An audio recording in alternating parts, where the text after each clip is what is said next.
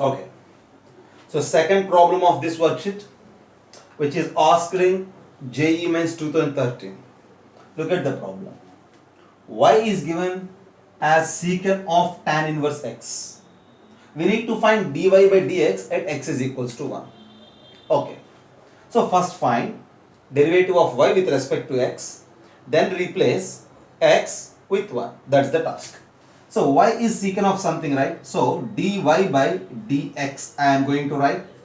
See, just secant of some function, secant theta.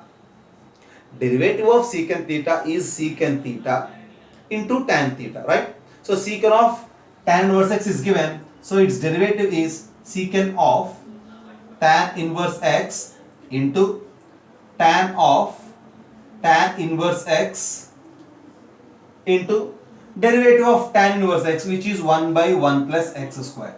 That's finally. Finally, derivative of y with respect to x is, first for secant, it is secant theta into tan theta. Then for this tan inverse, the derivative is 1 by 1 plus x square. This is dy by dx.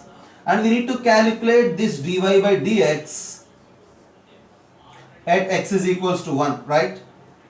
So at x is equals to 1, it becomes what? Secant of tan inverse 1. Secant of tan inverse 1 into tan of tan inverse 1 into 1 by 1 plus 1 square. See, tan inverse 1 and tan of tan inverse 1. This value is directly 1. And coming to here, tan inverse 1 is pi by 4, right? So this is equals to secant pi by 4 into 1 into 1 by 1 plus 1 square is 1 by 2.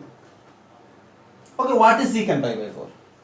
Secant pi by 4 is root 2. So finally this is root 2 by 2 on simplification. 1 by root 2 is the final answer. Okay, first differentiate, then substitute. On simplification, 1 by root 2 is the answer. Right? Have a look.